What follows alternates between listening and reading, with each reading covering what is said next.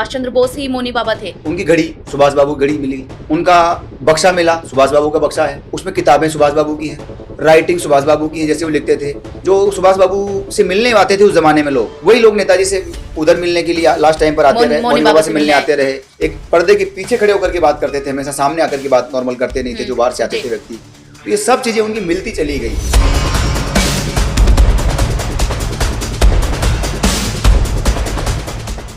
किस freedom fighter के परिवार की कहानी ने आपको अंदर तक हिला कर रख दिया? पंडित राम प्रसाद बिस्मिल थे। पंडित जी के जो परिजन हैं, जो पोतियां पैतरियां हैं, अभी उनकी बच्चियों की शादियां हुई। आपको आश्चर्य होगा कि शादियों करने का पैसा नहीं था, पढ़ना तो दूर की बात है। आस पड़ोस के लोगों ने थोड़ा थोड़ा करके विवाह किया है। बहुत बुरे हालात हैं। पंडित राम प्रसाद बिस्मिल का पोता आ रहा है तो बहुत बड़ी बात थी हमारे लिए। तो एक कट्टा सीमेंट का, खाली कट्टा, उसमें एक उनका एक शर्ट फटा पुराना सा, फटे पुराने 2-4 कपड़े, और उनको ऐसे कांख में डाल रखा उन्होंने, और बस से उतर के ऐसे देख रहे हो। मैं जैसे जाके पैर छुए मैंने,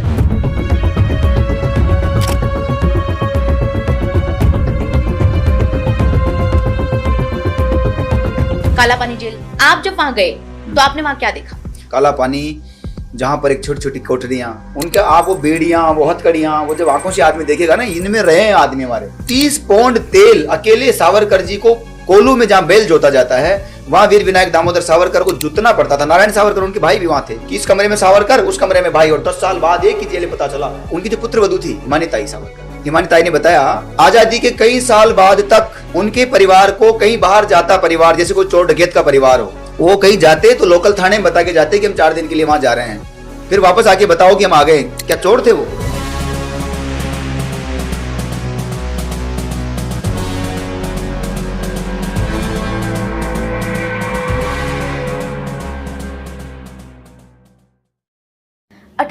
की क्रांति से लेकर 1947 तक हमने और आपने नाम तो बहुत सुने हैं, लेकिन क्या आपको यह पता है कि आज उन क्रांतिकारियों के परिवार कहां हैं? दोस्तों, अंग्रेजों का साथ देने वाले पटौदी और सिंधिया तो आज भी लग्जरी लाइफ जी रहे हैं, लेकिन जो देश के लिए खड़े हुए, उनका क्या? क्या आपने कभी सोचा है कि क्या करते हैं भगत सिंह के परिवार वाले? कहां है रानी लक्ष्मीबाई के वंशज?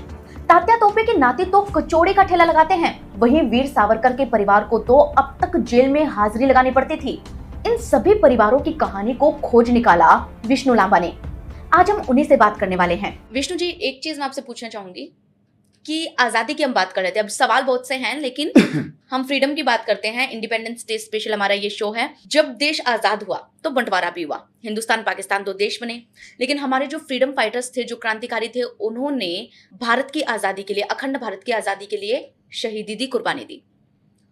बहुत से फ्रीडम फाइटर्स ऐसे हैं जिनकी परिवार आज, जिनके घर जो हैं वो पाकिस्तान में चले गए। तो क्या उन लोगों से भी आपका मिलना हुआ, और क्या पाकिस्तान उन लोगों को रिकॉग्नाइज करता है? क्योंकि थे तो वो भारत के ना, तो पाकिस्तान का क्या रिएक्शन है उसके बारे में? मुझे लगता है पाकिस्तान के कुछ लोगों के मैं जितना संपर्क में हूँ, जितना वहां से आकर के यहाँ जो लोग एक स्थापित हुए हैं, एक तो विधायक भी बने राजस्थान विधानसभा में यहाँ से आके पाकिस्तान से, और भी कई लोग आए थे, मेरे संपर्क में नहीं है, भले ही वो आए थे, हम जानते हैं सब, जैसे लालकृष्ण आडवाणी जी वहीं से थे जी, है ना जी। राजस्थान में तरुण राय जी थे हमारे, वो अभी विधायक थे पहले, अभी वो पूर्व विधायक हो गए हैं।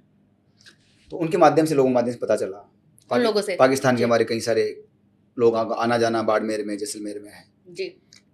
लेकिन 2 लोग प्रमुख रूप से मैं कहना चाहूंगा। एक तो भगत सिंह का घर वहां रह गया है, भगत सिंह चौक भी बना हुआ है, और उनका घर भी वहाँ पुराना पैतृक है, जिसको पाकिस्तान सरकार ने संरक्षित किया है उसको, और वहां पर लोग जाते हैं, देखते हैं, श्रद्धांजलि व्यक्त करते हैं अपनी। भगत सिंह का घर पाकिस्तान में, भगत सिंह का घर है। लाला लाजपत राय वहीं से थे, आपको पता होगा। कहाँ से? पाकिस्तान से, लाहौर से। तो लाला जी वहाँ से थे। ऐसे बहुत सारे लोग थे जिनका इधर उधर हुआ, लेकिन ये आज़ादी से पहले के मसले हैं, और उसके बाद वो उधर बंटवारा हो गया, तो स्वाभाविक बात है कि उधर रह गए। लेकिन तब पाकिस्तान का बंटवारा नहीं हुआ था, पाकिस्तान नहीं बना था, इसलिए हम सब मिलके लड़ रहे थे अंग्रेजों से जी, है ना। हमारी आपस में फिर बाद में शुरू हुई चीजें भारत पाकिस्तान की। तो आपको आश्चर्य होगा कि पाकिस्तान के लोगों के लिए भगत सिंह क्रांतिकारी हैं।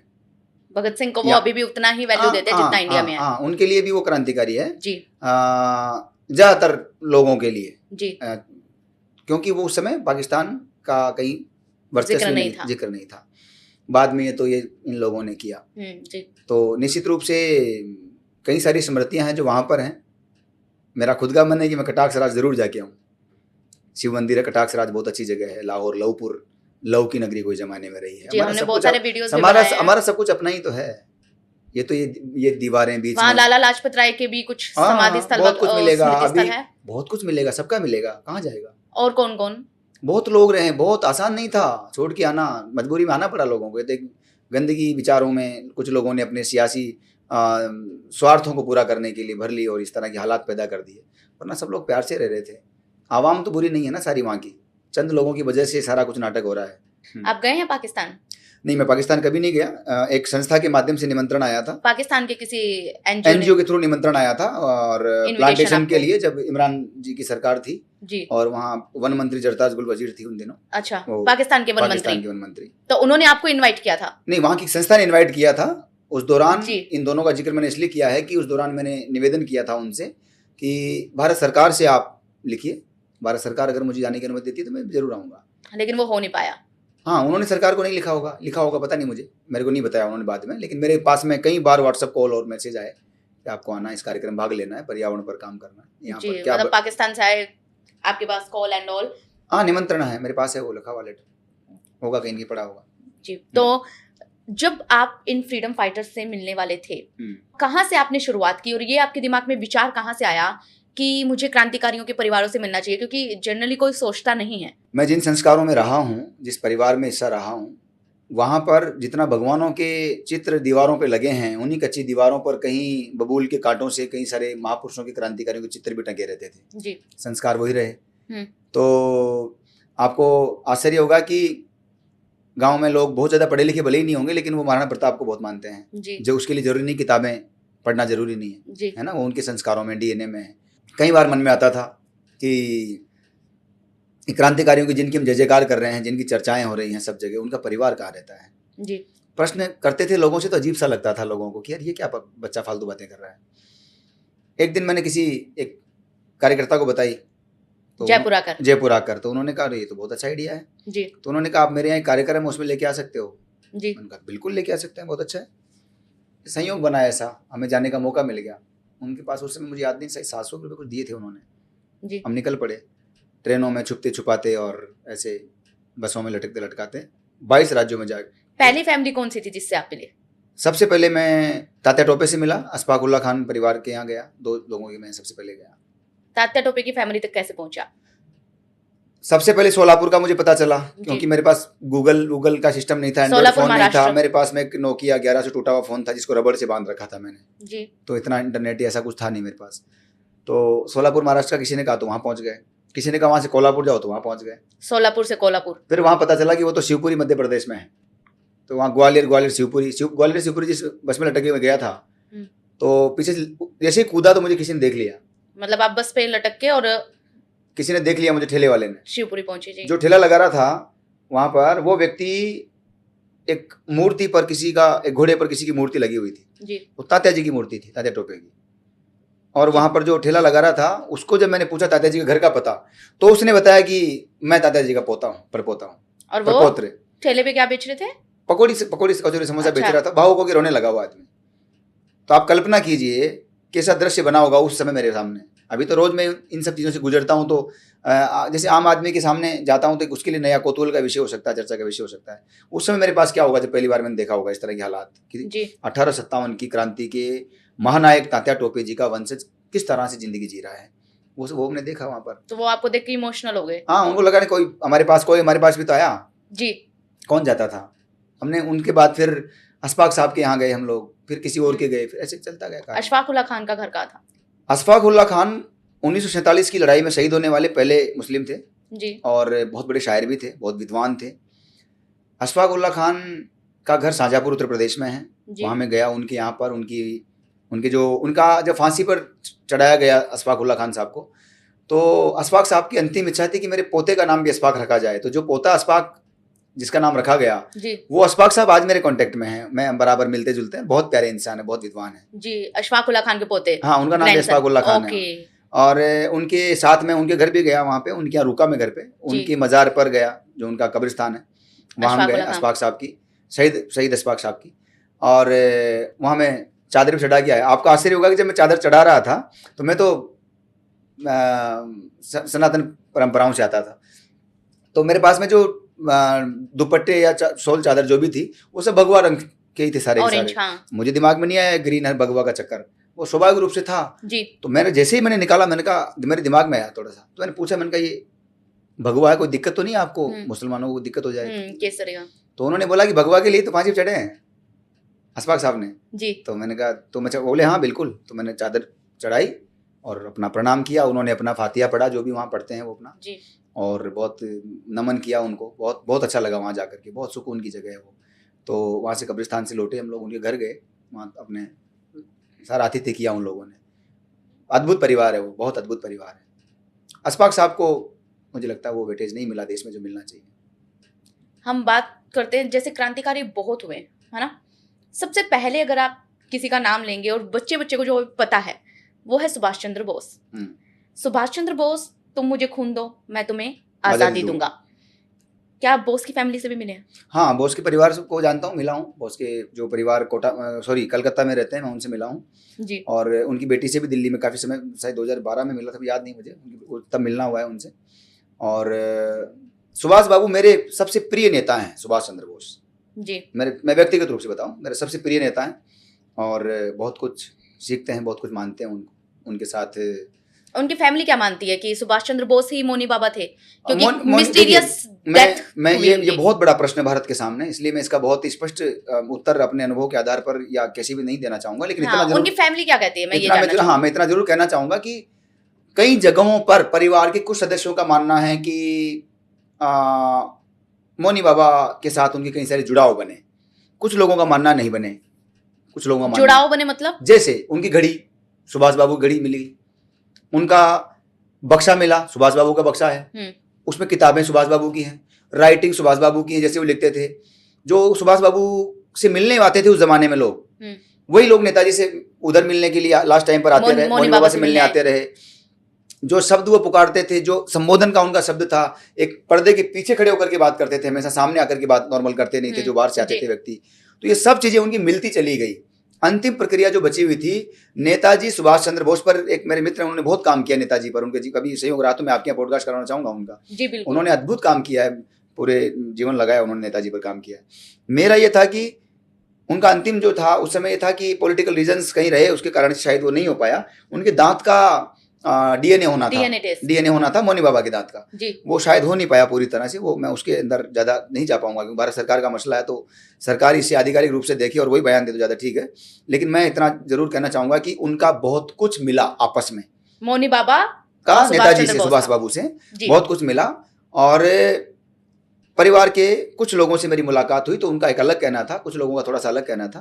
तो नेताजी सुभाष चंद्र बोस पर अभी पनोरमा बना उधर दिल्ली में, जो श्रद्धांजलि जो अमर जवान ज्योति के को बनाया गया, माननीय प्रधानमंत्री जी ने उसका उद्घाटन किया। उस समय सुभाष बाबू के परिवार के लोग भी वहाँ मौजूद रहे, उनको भी आमंत्रित किया गया था। आपको आश्चर्य होगा कि माननीय प्रधानमंत्री जी ने, या शायद देश में हो गया अब तो आपको तो पता होगा, माननीय प्रधानमंत्री जी ने जो टोपी लगाई जी, वो नेताजी की टोपी थी, रियल टोपी। नेताजी के जो भतीजे हैं उनके पास 2 टोपियां थी, एक उन्होंने खुद लगाई, जो नेताजी की शक्ल बिल्कुल वैसे ही मिलती है उनकी, है ना।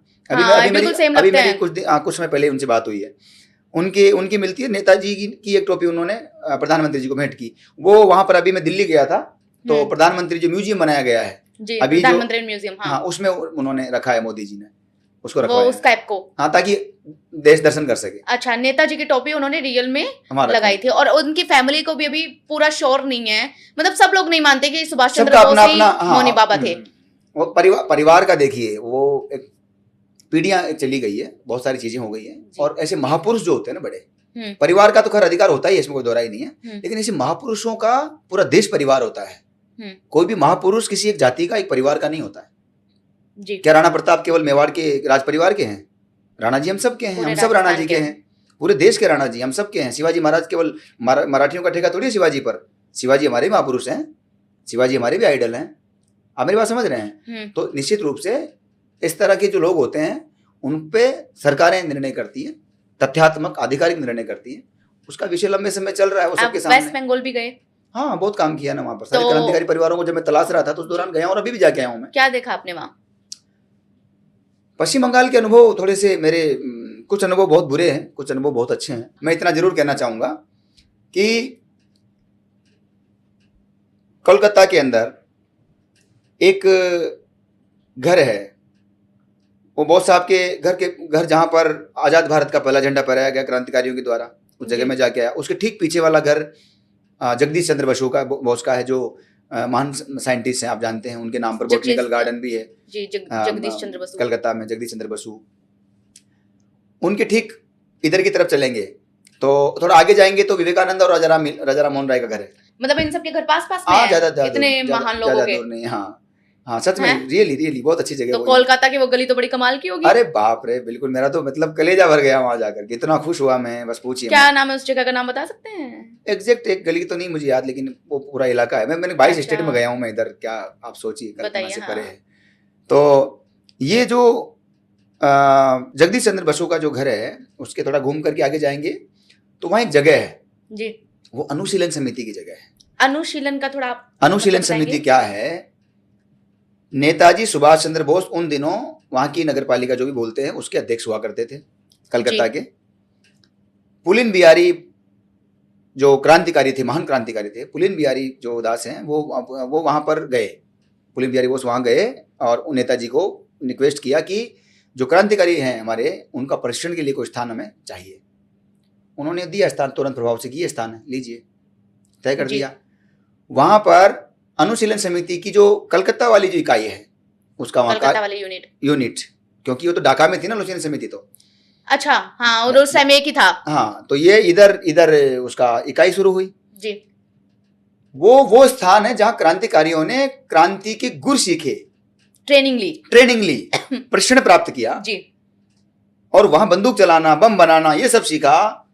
वो कितनी महत्वपूर्ण जगह थी। बिल्कुल। वहां पर जब मुझे बताया गया क्रांतिकारी परिवार के द्वारा, और सुभाष चंद्र बोस ने, सौम्य बोस जी हमारे बहुत अच्छे मित्र हैं, उनके दादाजी बहुत बड़े क्रांतिकारी थे। उन्होंने मुझे कहा आपको वहां जाना चाहिए जी। मैं वहां से निकला, एक किसी को पकड़ा, वहां पहुंचा। आपको आश्चर्य होगा कि वहां डर डर के लोग, अभी मुश्किल से साल भर पहले की बात है, अभी तो सरकार बदल गई, साल भर पहले डर डर के लोग वहां पर जा रहे थे, उन गलियों में, क्रांतिकारियों की गलियों में। तो मैं बोला यार, अभी भी आजादी के बाद मैंने कहा ये क्या कर रहे हैं हम लोग, डर क्यों रहे हैं जी? तो बोल रहे हैं कि नहीं, आप जाके देख के आ जाइए, बाहर जो आके दूर बाकी बनाना है वो बोल लीजिएगा। मैंने कहा आप फोटो तो ले लीजिए। बोले नहीं, बड़ी मुश्किल से मैं कैसे तैसे गया अंदर, मैंने वीडियो बनाया, यूट्यूब पे भी डाला है मैंने उस वीडियो को। आपको आश्चर्य होगा, अनुशीलन समिति हमारे महान क्रांतिकारियों के प्रशिक्षण का स्थल है, उनके त्याग तप, उनका खून पसीना गिरा है उस मिट्टी पर जी। वहां राष्ट्रीय स्मारक बनना चाहिए। क्रांतिकारी जो उस स्थान से जुड़े रहे, उन सबके आदमगत प्रतिमाओं लग करके वहां एक स्मारक बन सकता है, एक स्मृति चिन्ह बन सकता है, स्टेचू बन सकता है, आने वाली पीढ़ियों को पता चल सकता है। बिल्कुल, आज भारत सक्षम है ना, आज विकसित भारत है, तो वो होना चाहिए था। वहां पर सरकार ने कब्जा कर लिया विकास के नाम पर, व्यवसायीकरण के नाम पर। आप आश्चर्य कीजिए, उस टाइम जो बंगाल, मतलब जो भी, मैं किसी सरकार के पर आरोप नहीं लगा रहा जी। और लेकिन मैंने मेरा आग्रह था ममता बनर्जी सरकार से भी मेरा आग्रह था उस समय कि बहन जी को थोड़ा उस दिशा में सोचना चाहिए था। दुर्भाग्य से आपने उन्हें कोई लेटर वेटर लिखा? बिल्कुल, मैंने आकर के पत्र लिखा, उसका कोई जवाब नहीं आया। पत्र की कॉपी मेरे पास रखी हुई, बिल्कुल मैंने लिखा और बहुत अधिकार पूर्वक और बहुत गुस्से में लिखा और बहुत बिल्कुल स्पष्ट लिखा कि ये बहुत गलत है। तो उसका कुछ हुआ नहीं। और जैसा क्रांतिकारी परिवारों से और वहाँ के स्थानीय भारतवासियों से जो मुझे, कलकत्ता वासियों से जो जानकारी मिली, उसी के आधार पर चीज़ें मुझे दिखाई दी कि सरकार ने रुचि नहीं ली। अब मुझे आशा है कि शुभेंदु दा की सरकार आई है और शुभेंदु दा निश्चित रूप से मुझे लगता है क्रांतिकारियों के जो जन्म और बलिदान स्थल हैं, उनके साथ साथ पर्यावरण संरक्षण जो हमारा मुख्य मुद्दा है, उसमें भी हमारा सहयोग करेंगे। तो आप वहाँ जहाँ गए, जैसे कि आपने देखा राजा राम मोहन राय का घर है जी, ठीक है, आपने देखा कि विवेकानंद जी का घर है वहाँ पे पास में ही, और मैं जाके आया हूँ। नेताजी का घर है, नेताजी भवन लिखा हुआ, बहुत बहुत अच्छा घर है, बहुत जबरदस्त घर है उस जमाने का, बहुत जबरदस्त। उनकी कार खड़ी है वहाँ पे, उनके लेटर्स रखे हैं, उनके कपड़े रखे हैं, उनकी हर चीज वहाँ सुरक्षित रखी गई है। बिल्कुल। और नेताजी सुभाष चंद्र तो खुद एक ICS थे, तो वो तो एक अच्छा, मतलब एक ऐसा एरिया जो कह सकते हैं कि कोलकाता का हिस्टोरिकल पार्ट हो सकता है अगर उसे कोई गवर्नमेंट डेवलप करवाए, क्योंकि वहाँ ये स्थान लगभग सब केंद्र सरकार के कारण ये से, और ये कई कारणों से छोटे छोटे स्तर पर डेवलप हैं, उनका बना हुआ है वहाँ पे। बात वो नहीं है, बात ये है कि जितना जिसके हाथ लगा उसने उसको लूटना चाहा, मतलब कमर्शियलाइज कर दिया। ये जमीन को आपके हाथ लगी, आपने व्यवसायीकरण के नाम पर उस पर कब्जा कर लिया। मतलब व्यवसायीकरण कमर्शियलाइज। अनुशीलन समिति का नाम लेने वाला वहां कोई नहीं है। जो जाए उसको, मुझे कहा गया था कि आपको मार दिया जाएगा। लोगों को पता ही नहीं होगा। लोगों को नहीं पता तो चलने नहीं दिया जा रहा ना। वो तो मैं वहां गया और मैंने जब आग्रह किया, जिन क्रांतिकारी परिवारों को 2011-12 में तलाश रहा था, उन क्रांतिकारी परिवारों से जाकर के आग्रह किया, मिला कि मैं अंडमान की सेलुलर जेल में चाहता हूं कि भारत के सभी क्रांतिकारी परिवारों के जन्म और बलिदान स्थल से जुड़े हुए जितने भी लोग हैं, उनके परिजन हैं, वंशज हैं, वो सब लोगों का एक एक व्यक्ति प्रतिनिधि वहां पर पहुंचे। और हम लोग पूरे आश्वस्त थे कि माननीय गृह मंत्री जी, माननीय प्रधानमंत्री जी हमारा इसमें सहयोग करेंगे, निश्चित रूप से मनोबल बढ़ाएंगे। हमें जब दिल्ली गया, मैं कई लोगों से मिला, बड़े पदाधिकारियों से, सेंट्रल के मिनिस्टर से मिला, सबने मुझे आश्वस्त किया कि निश्चित रूप से बहुत अच्छा अभियान है, आपको हाथ में लेना चाहिए, इसमें केंद्र सरकार आपके साथ देगी बिल्कुल। फिर जब आपने वीडियो जब बनाया वहां जाके, बनाने के बाद बहुत लोगों के फोन आए, मुझे बहुत लोगों के कॉल आए। और बनाते टाइम तो आसपास कोई था ही नहीं, सब भग गए। एक व्यक्ति मैंने बड़ी मुश्किल से हाथ पकड़ा कि आप मेरा कैमरा पकड़ लीजिए। वहाँ लोग डर रहे थे वीडियो बनाने से। मना मालूम क्या कर रहे थे, आसपास कोई बनाने नहीं दिया, बड़ी डर रहे थे। हाँ, डर रहे थे, कोई नहीं आया पास में। मैंने बड़ी मुश्किल से जाकर के वहां पर कैसे करके वो बनाया है। मुझे डर नहीं लगता, देखो मुझे थोड़ा सा। और आपने वहां लोगों से पूछा होगा कि ये इतनी इंपॉर्टेंट जगह है, आप लोगों को पता कैसे नहीं है? नहीं, ये तो लोगों को पता चलने लगा है ना, वो वीडियो कई जगहों पर गया है ना, अभी पता चलने लगा है, वरना नहीं थी। उनको लोगों को पता होती तो निश्चित रूप से भारत में से ऐसा थोड़ी है कि मतलब कोई इतनी महान जगह उपेक्षा का शिकार हो जाए। मतलब कोलकाता ने देश को इतने फ्रीडम फाइटर दिए, लेकिन वहीं पर उनकी आज कोलकाता ने, बंगाल के तुम ऋणी हैं, बंगाल ने सबसे ज्यादा हमें दिए, उत्तर प्रदेश ने दिए, 2 लाख तो केवल उत्तर प्रदेश में हुए, सबसे ज्यादा बंगाल में हुए। आजादी के बाद उनकी इतनी वैल्यू नहीं है, मतलब जो होनी चाहिए आजाद भारत में, जो उनको सम्मान मिलना चाहिए उसमें थोड़ा इजाफा होना चाहिए, ऐसा मुझे लगता है। वैल्यू नहीं हुई ऐसा तो कहना ठीक नहीं, क्योंकि क्रांतिकारियों के प्रति भारत के बच्चे बच्चे का समर्पण है, लेकिन निश्चित रूप से थोड़ा मतलब कहीं सरकार ने उतना ध्यान नहीं दिया। सरकारों को उदासीनता कहीं न कहीं देखने को मिलती रही है पहले के समय में, आज कहीं न कहीं ध्यान देने की शुरुआत में समझता हूं हो चुकी है। किस फ्रीडम फाइटर के, क्योंकि आप अलग अलग फैमिली से मिले हैं, किस फ्रीडम फाइटर के परिवार की कहानी ने आपको अंदर तक हिला कर रख दिया? बहुत लोग हैं, बहुत लोगों की कहानियां हैं, ऐसे तो कहानियां बहुत सारी। 2 साल लगभग मुझे लगे होंगे इस कार्य के लिए भी। बहुत लोग हैं, लेकिन जैसे मान लो पंडित राम प्रसाद बिस्मिल थे जी। पंडित राम प्रसाद काकोरी कांड में जो थे, पंडित जी बहुत विद्वान और बहुत ही अद्भुत व्यक्तित्व था। पंडित जी का जीवन बहुत प्रभावित करता है मुझे बहुत प्रिय लगते हैं। मेरे पहले शायर हैं जो मुझे पसंद हैं जी। बहुत अच्छा लिखते थे। पंडित जी के जो परिजन हैं, जो पैतरियां हैं, अभी उनकी बच्चियों की शादियां हुई। आपको आश्चर्य होगा कि शादियों करने का पैसा नहीं था, पढ़ना तो दूर की बात है। आस पड़ोस के लोगों ने थोड़ा थोड़ा करके विवाह किया है, बहुत बुरे हालात हैं। तो ये मैं इसलिए नहीं कह रहा हूं कि कोई किसी की सिंपैथी चाहिए या सरकार से कुछ चाहिए, क्योंकि क्रांतिकारी परिवारों का भी ऐसा कहना है कि हमने क्या किया है, जिसने किया था वो चला गया जी। करना है उसके लिए जो कुछ कर सकते हो, लगता है कुछ करना चाहिए तो कीजिए, हमें चाहिए नहीं। लेकिन मैं आपसे एक सवाल है मेरा जी, जिन परिवारों को संसद में होना चाहिए जी, वो उधर क्या हालात हैं, सोचना चाहिए। शादी करने के भी पैसे नहीं है, पढ़ने के पैसे नहीं है, खाने को रोटी नहीं है। चंद्रशेखर आजाद की माँ की मृत्यु कैसे, आपको पता है कैसे हो गई। दुर्गा भाभी की क्या स्थिति रही है। बहुत लोगों की कहानियां हैं, लेकिन मेरा इतना सा कहना है, इतने से मेरी प्रार्थना है कि हम इतने भी नालायक नहीं हैं, भारत इतना भी कमजोर नहीं है कि उन परिवारों को कहीं ना कहीं पूछ ना सके। आपके पास उनकी मतलब देश ने कितना प्यार दिया हम लोगों को, जहां भी हम गए हैं। आप सोचिए देश कितना इन सब बातों को अप्रिशिएट कर रहा है, कितना चाह रहा है। तो सरकार की जिम्मेदारी थी कि उन चीज़ों को आगे बढ़ाए। और हमने फिर प्रयास किया कि बिस्मिल जी का जो गांव है भिंड के पास में, छोटा सा गांव है वो, कैसे भिंड MP मुरैना भिंड, कैसे भी करके वो मतलब सांसद उसमें गोद लिया जाए। वो लिया भी गया, थोड़ी बहुत वहाँ शुरुआत भी हुई। हमने वहाँ बड़ी मात्रा में पौधारोपण किया श्री कल्पतरु संस्थान के माध्यम से, लेकिन किसी भी सूरत में वहाँ पर जिस तरह का हम कल्पना करते थे वो कल्पना पूरी नहीं हो पाई। मतलब और राम प्रसाद बिस्मिल की जो फैमिली है, आपको जब इन हालातों का पता चला तो फिर आगे क्या किया आप लोगों ने? हम लोगों ने तो सरकार को लिखा, उनको उनके गांव को आदर्श ग्राम बनाने के लिए प्रयास हुए। सरकार ने उसको नोटेट भी किया, गांव में काम भी शुरू हुए, कई कार्यक्रम भी हुए, हम लोग भी गए। मैंने बताया आपको प्लांटेशन बड़ी मात्रा में हमने किया। किस परिवार को ढूंढना सबसे ज्यादा मुश्किल था?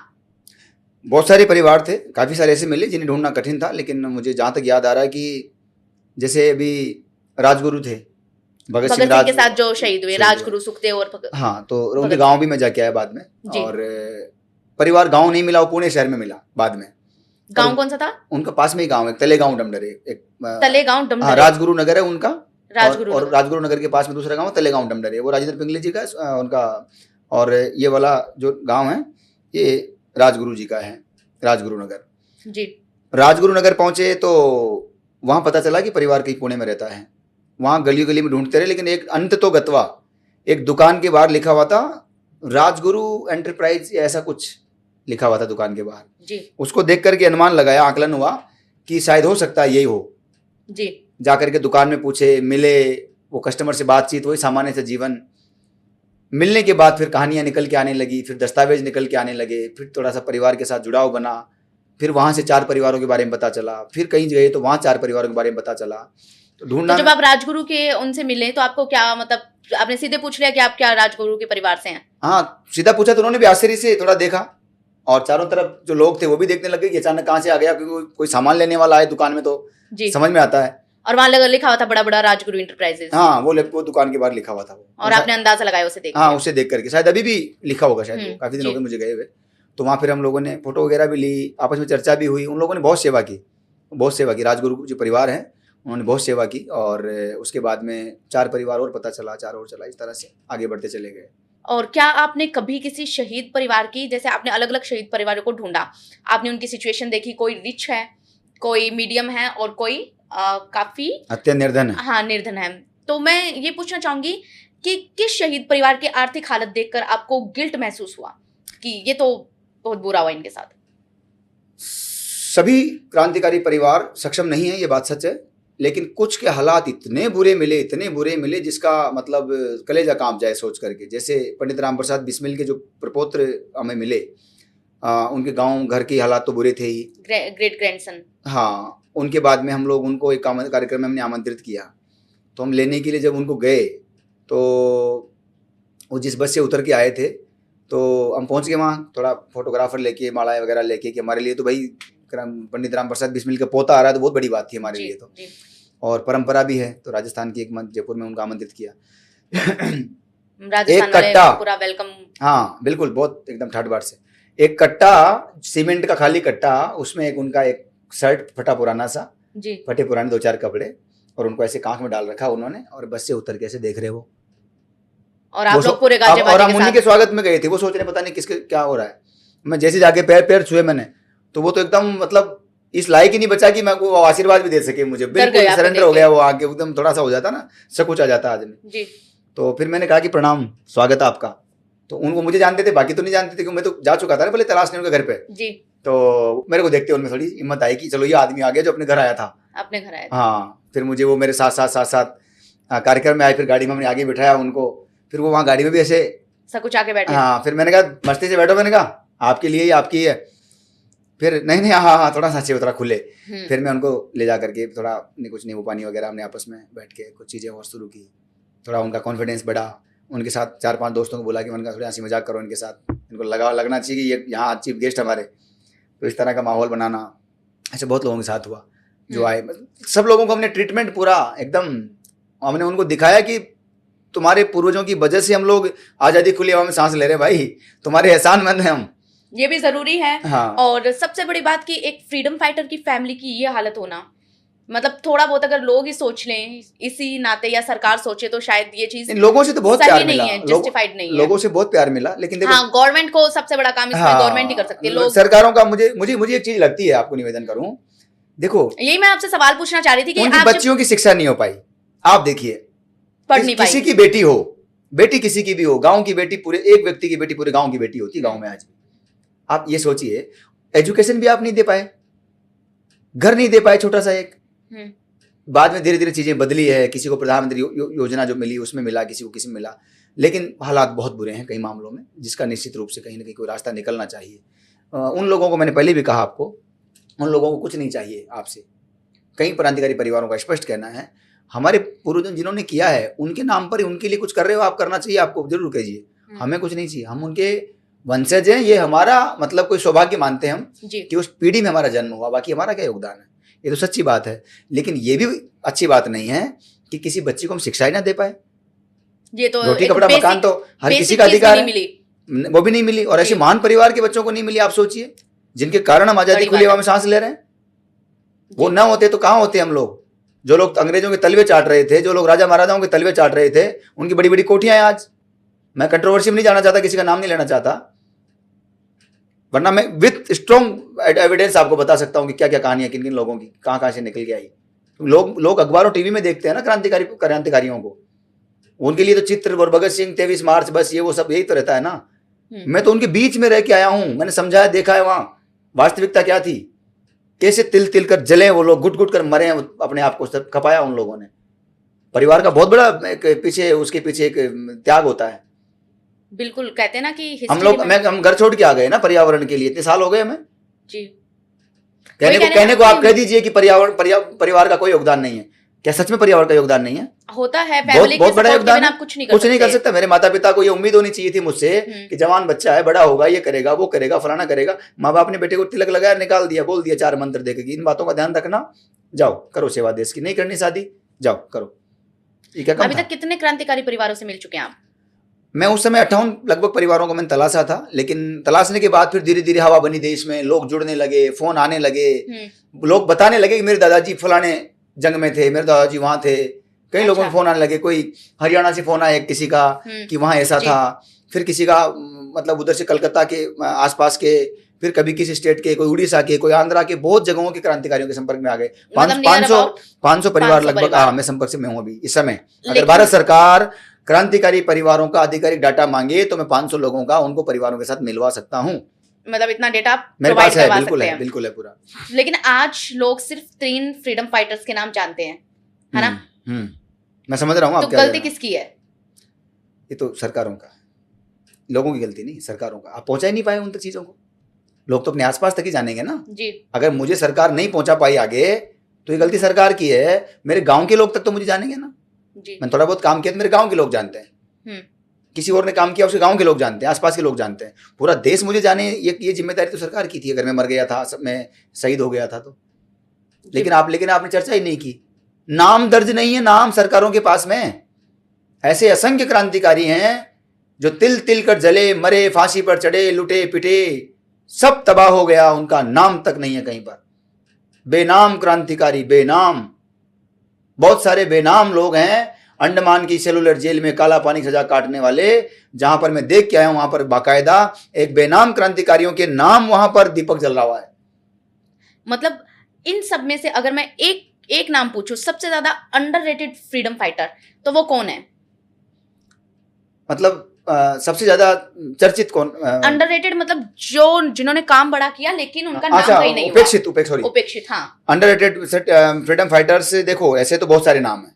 एक जो आप बोलेंगे कि और काम सबने अच्छा किया, काम सबने अच्छा किया, बहुत अच्छा किया, उन्हीं की बदौलत आज हम हैं। किसी एक को बोलना मुश्किल है, लेकिन फिर भी मैं कहूंगा कि अशफाक साहब का नाम बहुत बड़ा था, अशफाक साहब का बहुत बड़ा योगदान था। अशफाक उल्लाह खान, उनका नाम बहुत बड़ा था, काम बहुत बड़ा था। कहीं ना कहीं हमने थोड़ी सी उन नामों को बाहर लाने में बहुत टाइम लगा दिया जी। वो कहीं ना कहीं उपेक्षा का शिकार हुए। पूज्य अटल जी ने एक बार कहा था अपने भाषण में, महापुरुषों की अधिक दिनों तक उपेक्षा नहीं हो सकती। और आज वो समय आ रहा है, देखो धीरे धीरे लोग जानने लगे हैं, आने वाली पीढ़ियां जानने लगी है। बिल्कुल। रानी लक्ष्मीबाई के बारे में, क्योंकि एक ये जो फिगर है, वैसे तो सब फ्रीडम फाइटर्स का हम सम्मान करते हैं, बट रानी लक्ष्मीबाई को मैं स्पेशली काफी एडमायर करती हूँ। उनके परिवार से मिले आप? हाँ बिल्कुल, उनके परिवार से मैं वहाँ भी गया हूँ, झांसी भी गया हूँ, ग्वालियर उनकी जो समाधि है वहाँ पर भी मुझे श्रद्धांजलि अर्पित करने का सौभाग्य प्राप्त हुआ है। और कई बार ग्वालियर जाता हूँ तो मैं उनकी समाधि पे जरूर जाता हूँ। तो उनकी फैमिली से मिले आप? हाँ, उनके परिवार से मिला। परिवार आजकल पुणे में रहता है। पुणे में रहता है। क्या करते हैं वो लोग? सामान्य परिवार है। जो दामोदर दास जी थे उनके बेटे, वो काफी गरीबी में, वो एक पुराना मसला हो गया, वो तो बहुत पहले की पीढ़ी का मसला हो गया, क्योंकि वो अभी आज का मसला नहीं है ना, वो तो बहुत सारी जनरेशन। उनकी फैमिली तक पहुंचे कैसे आप? हाँ, क्रांतिकारी परिवार धीरे धीरे जुड़ते चले गए ना, तो फिर आपके लिए आसान होता चला गया। तो वो खुद आए या आपने उन्हें ढूंढा? नहीं, मैंने ढूंढा उनको, मैंने क्रांतिकारी परिवारों से आग्रह किया कि आपके आसपास जितने क्रांतिकारी परिवार आपके संपर्क में आ सकते हैं आप हमें बताइए, ताकि हम उन सब लोगों का एक सम्मेलन आयोजित करवा सके, उनको एक मंच पे ला सकें। या क्योंकि तब तक हमारे दिमाग में राष्ट्रपति ही नहीं थे, प्रणब मुखर्जी नहीं थे, हमें इस बात की उम्मीद भी नहीं थी कि प्रणब दा कभी याद भी कर लेंगे। तो ये हुआ सब। तो आप उनके घर गए थे झांसी की रानी के? हाँ, घर गया ना, मिल के आया। और फिलहाल क्या हालचाल है वहाँ? सामान्य परिवार है, साधारण परिवार है, अपना कार्य करते हैं, छोटा मोटा व्यवसाय करते हैं, और परिवार जुड़ा हुआ। सबसे बड़ी बात, बहुत विनम्र है, बहुत संस्कारित है, और क्रांतिकारी परिवारों को सबको गर्व है कि हम किन के रक्त कण हैं, और वो उस परंपरा को सजोकर आगे बढ़ रहे हैं, लगभग सभी। आपको किस फ्रीडम फाइटर की जो पर्सनल लाइफ है वो सबसे ज्यादा इंस्पायरिंग लगी? काफ़ी सारे नाम हैं, लेकिन मुझे नेताजी सुभाष चंद्र बोस ज़्यादा मेरे लिए बहुत प्रिय हैं। मुझे भगत सिंह की कई सारी बातें अच्छी लगती है, क्योंकि वो अपने आप में एक दार्शनिक थे, बहुत बड़े सोच थे भगत सिंह। सिर्फ एक बंदूक चलाना है, बम फेंकना उतना नहीं था। और वो चाहते तो किसी को गोली मार सकते थे, वो चाहते तो बम जज के मुंह पे फेंक देते। उन्होंने उस जगह बम फेंका जहाँ पर कोई नहीं था। वो मैसेज देना चाहते थे क्रांति का। बहुत बड़ा विचार था भगत सिंह, बहुत बड़ी सोच थे। नेताजी का संघर्ष वो मुझे बहुत प्रभावित करता है। आजादी के उस दौर को हम याद करें तो अंग्रेजों ने बहुत कुछ ऐसा किया जो अभी हमारी हिस्ट्री की बुक्स में है भी नहीं। अभी कुछ टाइम पहले मैंने सूची गुप्ता का पॉडकास्ट किया था, तो उन्होंने बताया कि कैसे उन्होंने, मैंने सुना आपका पॉडकास्ट, मैं देखता हूँ, बिल्कुल सुना मैंने, बहुत अच्छा लगा मुझे। बिल्कुल, मैं ये बताना चाहूंगी कि एक पूरा चैप्टर डिलीट कर दिया गया कि कैसे उन्होंने भारत से 10 लाख लोग गायब कर दिए, विदेशों में मजदूर बना दिए, और आज वो NRI बन गए। ठीक है, और हम ये सोचते हैं कि विदेश दुनिया के अंदर कहाँ से आए ये लोग। भाई हर जगह इंडियन कैसे हैं कि भारतीय मूल के हैं, तो कैसे भारतीय मूल के? यहाँ तो नहीं मिलते ना कोई अफ्रीकी मूल का या अमेरिकी मूल का, भारतीय मूल के कैसे मिलते हैं? तो वो एक सवाल था। ठीक है, तो उस पर बात की तो पता चला कि कितना बड़ा चैप्टर हिस्ट्री से गायब हो चुका है। वैसे अंग्रेजों ने काफी कुछ किया इंडिया के अंदर ऐसा जो इतिहास में कहीं ना कहीं छुपाया गया है। उन्होंने बनाई सबसे ज्यादा खतरनाक काला पानी जेल, सेल्यूलर जेल, अंडमान। आप जब वहां गए तो आपने वहां क्या देखा? देखिए, मेरा सपना था बचपन से अंडमान जाना जी। जो काला पानी शब्द, मतलब अभी भी गला भराया, मतलब बोलते हुए भी देख लीजिए आप मेरी क्या कंडीशन हुई होगी वहां जाकर के। क्यों काला पानी उसको कहा गया, ये वहां जाकर के समझ में आ सकता है, उसको शब्दों से बयान नहीं किया जा सकता। काला पानी जहां पर एक छोटी छोटी कोठरियां और ऐसी जगह जहां चारों तरफ अथाह जल राशि, अथाह समंदर, जहां हवाई जहाज से जाया जा सकता है। आप सोचिए, वैसी जगह हमारे क्रांतिकारियों को ले जा करके बंद कर देना और इतनी बुरी तरह से यातनाएं देना, और बंद भी उनके, आप वो बेड़ियां, वो हथकड़ियां, वो जब आंखों से आदमी देखेगा ना, इनमें रहे हैं आदमी हमारे, आप कल्पना नहीं कर सकते। तो बेड़ियां हथकड़ियां है मौजूद, बिल्कुल मौजूद है। वो काल कोठरियां मौजूद हैं जहां वीर सावरकर जिस कोठरी में रहे, उस कोठरी में जाके रोया हूं मैं। जब लौट के आने लगा तो वहां पर मुझे कहा गया कि आप आए हैं तो कुछ लिख करके जाइए गेट पे। तो पेन तो उठा लिया मैंने, जोश में कुछ लिखूंगा। जैसे ही लिखने लगा, कहां से शुरू करूं, कौन से हिस्से को छोड़ूं, क्या लिखूं, भावनाओं का कौन सा हिस्सा वहां दर्ज करूं। एक साथ इतनी भावनाएं निकल के आ रही थी जिसकी कल्पना नहीं की जा सकती जी। आप, मतलब इसको मुझे नहीं पता हमारे देश में कई सारे नालायक हैं, वो किस रूप में लेंगे, लेकिन वीर सावरकर हमारे लिए गर्व का विषय है। अकेले सावरकर जी नहीं, जितने क्रांतिकारी वहां पर रहे उन सबको नमन करके आया, उन सबको बारंबार धन्यवाद दे के आया। वहां सिर्फ एक मात्र पीपल का पेड़ था, बीच में धराशायी हो गया था, लेकिन उसका एक अंश वापस निकल आया और वो तैयार है। वो एक मात्र चश्मदीद है जिसने वहां उन चीखों को सुना है, क्रांतिकारियों के रुदन को सुना होगा, वंदे मातरम के नारों को सुना होगा, उस जोश को सुना होगा। मारते थे 30 पौंड तेल अकेले सावरकर जी को। जो बेल है कोल्लू में, जहां बेल जोता जाता है, वहां वीर विनायक दामोदर सावरकर और ऐसे क्रांतिकारी परिवारों को जुतना पड़ता था। नारायण सावरकर उनके भाई भी वहां थे, जिनको 10 साल बाद पता चला कि इस कमरे में सावरकर, उस कमरे में भाई, और 10 साल बाद एक ही जेल में पता चला, सालों बाद पता चला कि मेरा भाई इसी में है। अच्छा, मतलब वो उन्हें पता ही नहीं कि उनको पता ही नहीं था। ये बात तो जग जाहिर है, सबको इतनी पता है। प्राइवेट वो इतनी प्राइवेट कोठरी आप कल्पना नहीं कर सकते। और एक कोठरी से दूसरी कोठरी में कौन है उसकी ना तो आवाज जाती है, ना वो शकल देख सकता है। इतनी भयंकर तरीके से बनी हुई काल कोठरियां, एक एक कमरे को, एक एक ईंट को देखा है मैंने, इतना करीब से जाके, एक एक ईंट को मैंने करीब से जाके देखा है। महसूस करने की कोशिश की है कि यहाँ क्या क्या नहीं हुआ होगा। और वो जो कोल्लू में जुट के मैं वो लौटते समय मैं नोट लिख नहीं पाया पूरा, मेरा अधूरा नोट है, उसकी फोटो कहीं पड़ी होगी मेरे पास, कभी भेजूंगा आपको। मैं पूरा लिख नहीं पाया उसको, हाथ कांप गए। आप देखिए, आप जो बात कर रहे हैं जिस कोठरी की, जिस कोल्लू की, वहां पर 30 पौंड तेल रोज उनको पेल के देना पड़ता था। बैल की जगह जुट करके चलना पड़ता था, तब जाकर के कोई आधी पड़ती रोटी जो मिलती थी, भूखे रखा जाता था उनको। ऐसे हड्डियां हो गई थी, कई लोग मर गए, कई लोग उन काल कोठरियों में पागल हो गए, तड़प तड़प के जान दे दी कुछ लोगों ने, कईयों ने आत्महत्याएं कर ली। आप सोचिए, एक कंबल था सावरकर जी के कमरे में, वो प्रतीकात्मक रखा हुआ है। सावरकर जी के कमरे में एक छोटा सा कंबल था, जो उन्हीं का कंबल था उस जमाने में, जो दिया गया था, वहां रखा हुआ है। उनका एक कटोरा रखा हुआ है, आप कल्पना नहीं कर सकते, मेरे पास कहीं रखा होगा वो, या मेरे सोशल मीडिया पे कहीं होगा। आप कल्पना नहीं कर सकते कि वो यातनाओं का क्या लेवल था, उसको कैसे उन लोगों ने बर्दाश्त कर लिया, कौन सा जोश और जुनून था भारत के प्रति उनका। लेकिन हमारे कई हिले नहीं, डगे नहीं, थके नहीं, रुके नहीं, झुके नहीं, लगते रहे, लड़ते रहे, लड़ते रहे, और उन्हीं की बदौलत आज हम आजादी खुली हवा में सांस ले रहे हैं। वहां बहुत कुछ था जो बयां नहीं किया जा सकता। मैं 1-2 दिन के लिए गया था अंडमान, लेकिन आने का मन ही नहीं कर रहा था, मन नहीं भर रहा था वहां से। मैं क्या करूं, वो लोग बहुत कुछ कर गए देश के लिए, मैं कुछ नहीं कर पाया, मैं क्या करूं। मैंने चिट्ठी लिखी है वहाँ के प्रशासन को, वहाँ की एसपी थी अंडमान। हाँ, वहाँ अन्ना लता सिन्हा जी वहाँ की एसपी थी जी। अंडमान की। मैंने उनसे आग्रह किया कि हम क्या कर सकते हैं बताइए जी। तो उन्होंने कहा कि आपकी भावनाओं का ज्वार है, अच्छी बात है, लेकिन अभी ऐसा कोई आवश्यकता नहीं कि आप कुछ करें जी। अभी आप पेड़ लगाइए, यहाँ पर पेड़ बचाइए, कुछ कर सकते हैं, या स्वच्छता के लिए काम कीजिए, बच्चों को एजुकेशन में कुछ सहयोग कीजिए। हमने शुरू किया वहाँ पर अभियान। जरावा जनजाति के बारे में भी सुनने में आ रहा है कि हमारे जो शीर्ष नेतृत्व करता है भारत के, वो चाहते हैं कि वोट दें। शायद हो सकता है कि आने वाले समय में जारवा जनजाति का पहला व्यक्ति वोट डाले, शायद आने वाले इस साल में। Nice nice. आपने सावरकर की बात की, अंडमान की बात की, और सावरकर के नाम पर अब भी इंडिया में कंट्रोवर्सी होती है। आप उनके परिवार से भी मिले? बहुत अच्छी तरह मिला। वीर सावरकर जी की कैसा लगता उन्हें? बहुत गौरवशाली परिवार है, बहुत अच्छा परिवार है। उनके सात्यकी सावरकर जो प्रपोत्र है मेरे अच्छे, सात्विक सावरकर, सात्यकी, और उनकी जो पुत्र वधू थी हिमानी ताई सावरकर, हिमानी ताई के साथ में बरसों में देश भर में घूमा हूँ, बरसों हिमानी ताई के साथ। हिमानी ताई जो है वो गोपाल गोडसे जी की बेटी है। गोपाल गोडसे, हाँ, तो हिमानी ताई के साथ बहुत काम किया। आपको आश्चर्य होगा शायद जान करके, हिमानी ताई ने बताया आजादी के कई साल बाद तक जी उनके परिवार को कहीं बाहर जाता परिवार, जैसे कोई चोर डकैत का परिवार हो, ये उस परिवार की बात है, वीर विनायक दामोदर सावरकर के परिवार की, जो भारत का गौरव है। वो कहीं जाते तो लोकल थाने में बता के जाते कि हम 4 दिन के लिए वहां जा रहे हैं, फिर वापस आके बताओ कि हम आ गए। क्या चोर थे वो? अच्छा, उन्हें अभी भी तक थाने में रिपोर्ट करना पड़ रहा था? उनको रिपोर्टिंग देनी पड़ती थी कि हम जा रहे हैं, हम आ गए हैं। ये कब तक चला? आजादी के कई सालों बाद तक चला, ये बंद हुआ अब जाकर कुछ सालों पहले। अभी तो ताई नहीं रही, ताई का देवलो गमन हो गया। हिमानी ताई जब थी, अच्छा, हिमानी सावरकर ने खुद आपको ऐसा बताया? बहुत बार मेरे पास कई भाषण पड़े होंगे उनके पुराने, आप कल्पना कीजिए। और उन लोगों ने कई बार ये बोला भी होगा सरकार से कि ऐसा क्यों हो रहा है, क्योंकि आजाद भारत है। वो तो खैर मुझे नहीं पता उन्होंने कितना क्या बोला होगा सरकार को। हिमानी ताई बहुत बोल्ड लेडी थी, बहुत। हिमानी ताई बहुत मजबूत लेडी थी, मैंने ऐसी महिलाएं बहुत कम देखी है।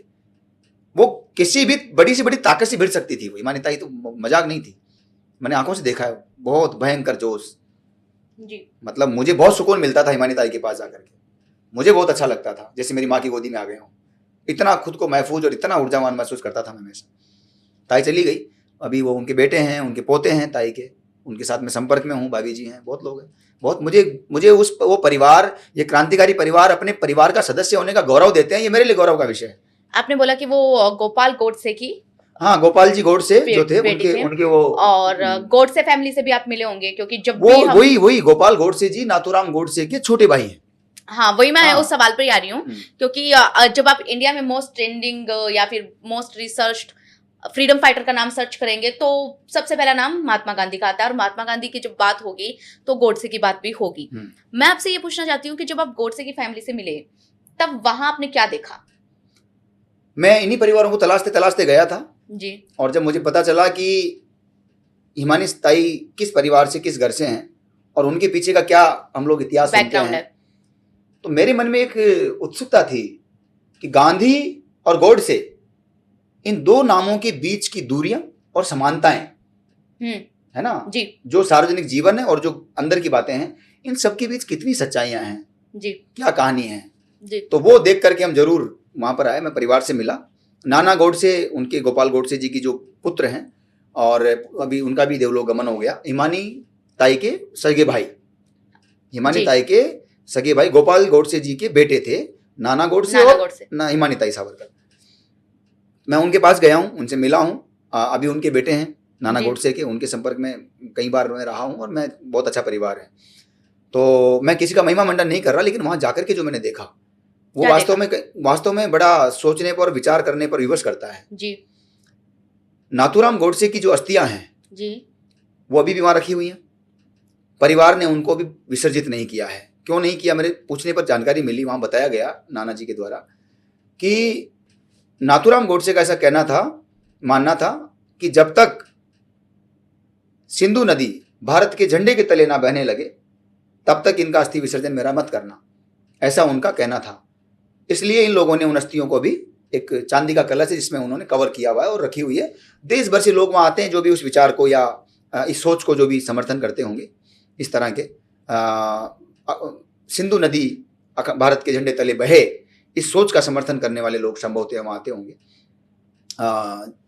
वहां पर परिवार के लोगों में ये एक भाव है कि ये कम से कम होना चाहिए। अब ये किस रूप में है, सिंधु तो पाकिस्तान में है, नहीं तो वो तो अब वो उनकी सोच थी ना, वो चाहते थे कि भारत और पाकिस्तान एक ही हो। नहीं तो ये अलग तो, ये तो राजनीतिक कारणों से हुआ ना जी। और ये तो सबको दुख है इस बात का, तो कोई अलग होकर के खुशी की बात थोड़ी है ये। नहीं मैं यही बोल रही हूँ ना, ये अलग होकर खुशी की बात नहीं है। तो ये तो मैं भी दुख है इस बात का कि हमारे, हम कौन नहीं चाहता है हमारा पूरा परिवार, मेरा भाई अलग रहे, वो भाई अलग रहे, वो भाई अलग रहे, तो ये तो अच्छी बात नहीं है ना। हमारा पूरा कुनबा एक साथ रहना चाहिए, हमारा कुटुंब एक साथ रहना चाहिए। तो हमारे अपने जो भी आसपास जो भी घर में विवाद होता है या कोई छोटी मोटी बात हो जाती है, दूर हो जाते हैं, उन सबको मिलकर रहना चाहिए। और आपने क्या देखा अब उनकी फैमिली के गांधी जी को लेकर क्या विचार है?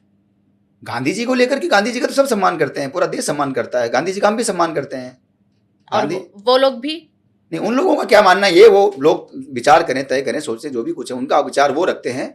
लेकिन देश के प्रति उनका जो भाव है, गोडसे परिवार का देश के प्रति जो भाव है वो निश्चित रूप से प्रशंसनीय है और वंदनीय है, अनुकरणीय है निस्संदेह रूप से, क्योंकि वो देश को आगे ले जाने की बात करते हैं। सरकारें किसी की भी रही हो, देश के हर अच्छे काम में वो आगे रहते हैं, ऐसा मेरी जानकारी में वहाँ जितना मैं समझ पाया उतना आया, जितना मैं मिल पाया उतना समझ पाया। मैं बार बार कह रहा हूँ, मैं किसी का महिमामंडन नहीं कर रहा, लेकिन ये सच जो है वो देश के सामने जाना चाहिए कि जो भी राष्ट्र और समाज के हित में होगा उन सब कामों में वो लोग खड़े रहेंगे, ऐसा मेरी पूरी समझ में आया। तो आपने जो क्रांतिकारी परिवार सारे ढूंढे, उन सबको अपने फंक्शन में इनवाइट किया, ठीक है, और उसके बाद सरकार तक ये बात कैसे पहुंची और सरकार ने फिर क्या इनिशिएट लिया? सरकार की अगर बात करूं तो सरकार का आपका क्या मायने हैं कहने के मुझे नहीं पता, लेकिन कई लोगों के सामने मैं उस विषय को लेके गया। तत्कालीन मुख्यमंत्री पंजाब जी आदरणीय प्रकाश सिंह बादल साहब, उनकी सेवा में हम उपस्थित हुए। उससे निवाला में कार्यक्रम आयोजित हुआ, वहाँ पर बादल साहब के समक्ष हमने अपनी बात रखने का मौका मिला, हमने अपनी बात कही वहाँ पर। और उसके अलावा हम लोग आदरणीय अशोक गहलोत साहब के सानिध्य में हमने कार्यक्रम रखा, वहाँ पर भी उनका राजस्थान में एक कार्यक्रम में उनका सानिध्य मिला। आदरणीय वसुंधरा राजे सिंधिया जी हमारे मुख्यमंत्री, उनके सामने भी हमने कार्यक्रम रखा, वहाँ भी हमें रखने का मौका मिला।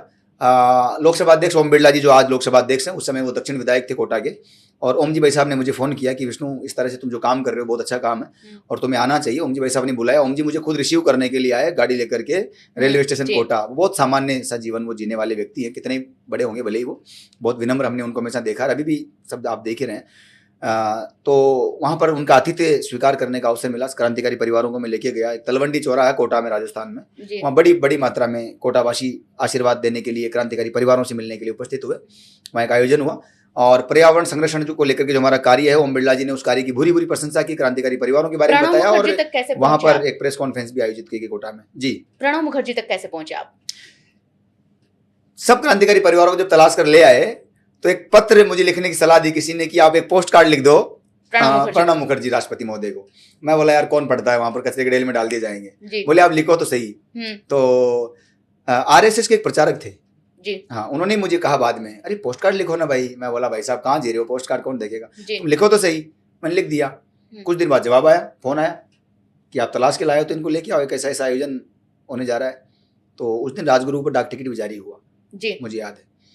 तो बुला लिया सब क्रांतिकारी परिवारों को, हमने आधार कार्ड मंगवाया, एक का वहाँ पहुँच गए।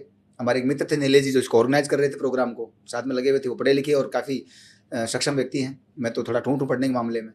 तो वहाँ पहुँचे राष्ट्रपति भवन और वहाँ जा कर के और क्रांतिकारी परिवारों के साथ में प्रणव दा का मिलना हुआ, जुड़ना हुआ और उसके बाद में फिर चीज़ें चल पड़ी। और कई लोग फिर और भी देश में जो थे वो लोग अच्छे अच्छे मंचों पर पहुँचे हैं, तो और भी अपेक्षाएं हमारी सरकारों जुड़ने की। जैसे ओम जी उस समय तो एक सामान्य विधायक थे, आज लोकसभा अध्यक्ष हैं, तो ओम जी बिरला से भी अपेक्षाएं हैं कि भाई किसी तरह ये बात आगे पहुंचे। आप बहुत सारी जगहों पे गए हैं, आप क्रांतिकारियों से मिले, उनके परिवारों से मिले, बेशक आप बहुत सारे मेमोरियल्स पे भी गए होंगे, ठीक है। आपको क्या लगता है कि सबसे ज्यादा नेग्लेक्ट मेमोरियल जो था वो कौन सा था, और कौन से मेमोरियल पे जाके, सबसे पहले मैं ये पूछना चाहूंगी कि कौन से मेमोरियल पे जाके आप सबसे ज्यादा इमोशनल हो गए? जलियांवाला बाग। कुछ बताएंगे? जनरल डायर ने गोलियां चलाई, पूरी दुनिया को पता है जी, बूढ़ा बच्चा जवान महिलाएं हर कोई वहां पर ताबड़तोड़ गोलियां चली और मारे गए, खून पानी की तरह बह गया। जो बचना के लिए प्रयास किया, जो कुएं में जाकर गिरे, वो कुएं में, वो सब सारे संसार जानता है उस कहानी को। तो वहां तो जाकर इमोशनल होना ही था। उन दीवारों पर लगे जो निशान है वहां गोलियों के, उस कुएं पर लगे जो गोलियों के निशान है, वो तो बयां कर रहे हैं ना दर्द, वो देखा हमने। और उन परिवारों के साथ रहे, जनरल डायर को जिसने जाकर के फाइल सल्टाई, उसकी उधम सिंह, गोली मारी उधम सिंह के, उस परिवार, सरदार उधम सिंह, आप उनकी फैमिली से भी मिले? हाँ, वो सरकार, उधम सिंह की फैमिली इतनी महान फैमिली है, लेकिन आप दुर्भाग्य देखिए कि उधम सिंह की फैमिली, उधम सिंह का जहाँ जन्म हुआ वहां पर दारू की दुकान खोल दी थी, मुझे बताया वहां के लोगों ने। वो बाद में प्रयास हुआ यही पंजाब में, उधम सिंह नगर बना दिया बाद में उसका नाम। अच्छा। हाँ, तो वो सब दुर्भाग्य की बातें हैं ना। और ये बात सरकार तक फिर पहुंची कैसे? पहुंची बाद में, जो प्रकाश सिंह बादल थे, हुसैनी वाला में कार्यक्रम था, उसमें आग्रह किया मैंने, उनसे रखा उनके सामने। अच्छा, फिर आगे आपने उनके जूतों की भी कुछ कहानी बताई थी। प्रकाश उधम सिंह के जो भतीजे हैं जी, 198 साल के थे, 102 साल के थे उस समय जी। अभी दोनों ही नहीं रहे। वो कई जगह देश में हमारे साथ आशीर्वाद दिया। वो उनका ये एक सपना था कि भाई हम लोग विदेश जाएं जी, और वहां से वो जूते लेके आए, वो मोटरसाइकिल और उनके कुछ सामान है वो लेके आए। एक बार जब वो डायर को मारने गए तो उन्होंने यूज किए, वो रखे हुए। वो कैसे जाएं, गरीब आदमी, सरकारों ने तो सहयोग किया नहीं, सरकार ने ला नहीं पाई कई जगहों पर। अभी थोड़ा बहुत कुछ सामान इस सरकार में आए हैं जी। अजमेर में कार्यक्रम था, हजारों लोगों की उपस्थिति थी, राजस्थान के अजमेर में। और मैंने वहां पर ये बात जब रखी तो अगले दिन वो अखबार में भयंकर तरीके से आई। तो उस कार्यक्रम में एक सज्जन थे, कोई पार्टी के नेता थे बड़े जी, और उन नेताओं ने मुझसे कहा कि हमारा नाम दे दीजिए, हम ऐसी व्यवस्था करवा देंगे कि हम विदेश लेके जाएंगे और सरदार उधम सिंह के जो स्मृति चिन्ह है, प्रतीक चिन्ह है, उनको हम लेकर के आएंगे, चाहे जूते हो चाहे उनकी बाइक हो जी। आपको आश्चर्य होगा कि उन्होंने नाम पुकारा नेताजी ने, सिर्फ इसलिए उन्होंने भांप लिया कि काम बनेगा, अपना अखबार में छप जाएंगे अपन, अगले दिन फ्रंट पेज पे आया कि फलाने सिंह जी ने ली जिम्मेदारी जी। बड़ा मेरे पास अखबार कटिंग वटिंग वीडियो सब पढ़े। मैं तो किसी की ऐसे 2 कोटी के आदमी को नहीं वो करना चाहता। फिर तो उनकी भावनाएं बेचारों की, गरीब आदमी थे, बुजुर्ग लोग, और दोनों सरदार बड़े खुश हुए उस दिन। और मुझे आए दिन फोन करते जी, कब जा रहे हैं? हाँ, पंजाबी में बोलते हो मुझे, की गला। मैंने कहा हाँ पापे, ऐसे बड़े प्यार से बोलते। मैंने कहा हाँ पाजी, तो बोले तू लेके चलेगा मनु, मामा ही बोलते हैं ना उसके पास, भगत सिंह, उनको उधम सिंह तो मामा थे जी। मैंने कहा हाँ जरूर चलेंगे ना अपन। वो चले ही गए, लेकिन वो अभी भी ना तो मोटरसाइकिल आई, ना जूते आए, ना वो नेताजी इधर घूमते फिरते हैं। नेताजी ने कुछ किया नहीं, वह क्या मतलब इस कॉज का उन्होंने मिसयूज किया एक तरीके से। भयंकर ऐसा तो बहुत लोगों ने किया, जो हमारे साथ घूमते फिरते थे राजनीति में, कोई कई अलग अलग जगहों पर चले गए जी। मतलब ये इंडिया के अंदर हम एक दुर्भाग्य ही कहेंगे। एक सवाल मेरा ये भी है कि अगर आज एक हाइपोथेटिकल सिचुएशन देखें कि भगत सिंह अगर होते या चंद्रशेखर आजाद होते या सुभाष चंद्र बोस होते, ऐसे क्रांतिकारी हमारे आज भी अगर होते, तो किस चीज को देख के सबसे ज्यादा शॉक्ड होते, सबसे ज्यादा उन्हें दुख होता? युवाओं की हालत देख करके, युवा पीढ़ी का जो बेहाल बेतरतीब जो जिंदगी जी रहे हैं, उसको देखकर सबसे ज्यादा दुख होता उन्हें। जैसे कि न खाने का न पी रहे हैं, न करने का कर रहे हैं, न देखने का देख रहे हैं, न सोचने का सोच रहे हैं, सब कुछ उल्टा पुल्टा चल रहा है। उसको तो मैं पोस्टमार्टम करना नहीं चाहता मैं। हर गली चौराहे पर, सड़क पर जाओ जहां पर महापुरुषों की ऊपर प्रतिमा है, उनके लिए वो सिर्फ एक मजाक है। चाहे किसी घोड़े पर रानी लक्ष्मीबाई की प्रतिमा है और वो नीचे खड़े होकर कुछ कर रहे हैं, ये बड़ा खतरनाक, उनके निश्चित रूप से बहुत दुखदाई है ये। अल्फ्रेड पार्क एक था पहले, आपको उसका नाम आजाद पार्क कर दिया गया, चंद्रशेखर आजाद को शहीद हुए जहां पर जी। उस जगह पर मैं गया, वहां पर कुछ सालों पहले, आपको ताजुब होगा, वहां पर ऐसी घटनाएं, ऐसी स्थितियां देखी, मैं क्या बताऊं आपको। मैंने किया था कैमरे में किया, ताकि मैं किसी दिन बोल पाऊं। आज वो अवसर आया है कि मेरे पास एविडेंस पहले पड़ा हुआ है, मैं बोल पा रहा हूँ यहाँ पे जी। बताइए। तो वो जो आजकल के बंटी बबली वाला जो कुछ कार्यक्रम चल रहा है, वो बड़ा, मैं बोल नहीं पाता, मेरी भाषा थोड़ी वैसी नहीं है, बड़ा दर्दनाक है, बहुत दुखद है। तो ये देख करके निश्चित रूप से उन लोगों को, तो पार्क में ये सब हो रहा था। हाँ। और फिर अब बहुत, अभी इन दिनों सुधार हुआ है आफ्टर कुंभ के बाद में काफी सुधार हुआ है। तो महाकुंभ में जब गवर्नमेंट ने उसे डेवलप किया, हाँ, वो तो स्वाभाविक रूप से करना ही था। आसपास के क्षेत्र को सारे को डेवलप किया, तो वो भी उस क्षेत्र में आ गया और वहां बहुत लोग गए, कुंभ में बहुत लोग गए, तो प्रकाश में भी अच्छे से आया वो स्थान। आपके हिसाब से शहीद परिवारों के लिए जो हम एज ए सिटीजन क्या कर सकते हैं और गवर्नमेंट क्या कर सकती है? हम लोग उनके महान विचारों के सम्मान करते हुए, उनके बलिदान का, उनकी त्याग तपस्या का सम्मान करें, और उनके जो जिस वजह से वो फांसी पर चढ़े कि ये भारत हंसता खेलता रहे, यहाँ हर कोई एक दूसरे के लिए समर्पित रहे, राष्ट्र और समाज को आगे बढ़ाए, उस सोच के साथ हम अपना व्यवहार करें, कार्य करें, उस तरह का चरित्र रखें, उस तरह का जीवन जिए। सबसे बड़ी श्रद्धांजलि उनके लिए होगी। जनता ये करे, आसपास जो भी आपके क्रांतिकारी का जन्म स्थान है, बलिदान स्थल है, किसी की आदमकद प्रतिमा लगी हुई है कहीं पे, कोई घोड़ी पर बैठा हुआ है जिसपे बीट पड़ी है, ये भी देशभक्ति है ना। बीट पड़ी है, सिर्फ केवल आप उसके जन्मदिन पर जाते हो, 4 दिन भगत सिंह करके आ जाते हो, 2 दिन बाद भगत सिंह की केप इधर से कबूतरों की बीट से भर जाती है, पूरा वो सब रह जाता है। छोटी छोटी चीजें अपने बच्चों को सिखाइए, कभी सफाई करके आ गए, कभी 4 पौधे आसपास लगा दिए। ये लोग सोचते नहीं है, स्टैचूज गंदे पड़े हैं, हाँ, वो बस उस दिन उन पे पोस्टर भी चिपका देते हैं, वहाँ उनके ऊपर वो फलाना युवा क्या लिखते हैं, ये जो छोटे नए नेता बनते हैं, ये क्या लगाते हैं वो, हाँ वोटेवर, लेकिन वो खराब कर देते हैं आजकल बड़ा, वो राष्ट्र की पता नहीं युवा दिलों की धड़कन, जानता पड़ोसी नहीं है उस कबूतर को, और लंबा थोड़ा ऐसा लगा देगा भाषण भूषण, वो चेप चाप के पोस्टर, और वो बड़ा खतरनाक दर्दनाक है वो। अरे भाई, वहां को 2-4 पौधे लगा दो, साफ सफाई रखो, तय करो ना कहाँ में क्या लगाना चाहिए, क्या नहीं लगाना चाहिए। ये भी एक तरह की देशभक्ति है, बहुत जरूरी है, ये बहुत जरूरी है। बच्चों में क्या संदेश जाता है, नई पीढ़ी क्या देख रही है।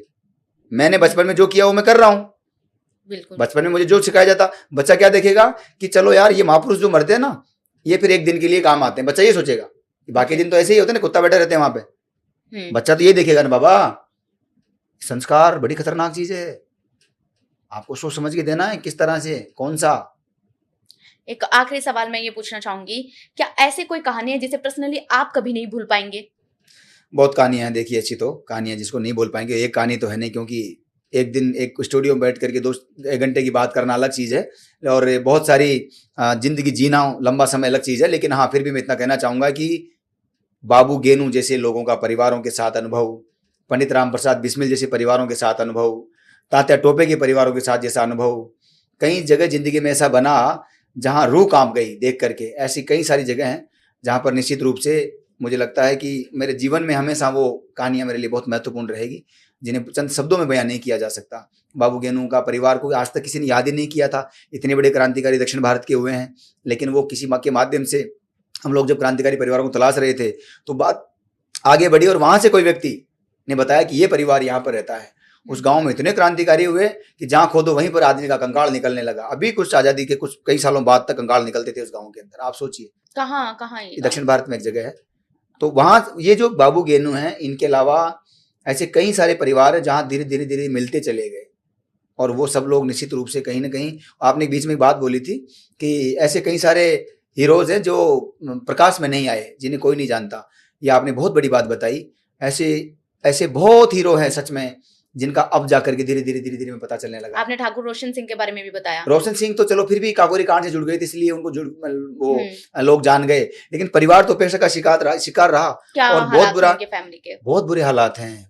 एक परिवार में तो है वो, उनका तो दोनों पाँव ही नहीं है, डिसेबल है ना, वो इलाज ही नहीं करा पाई वो ढंग से।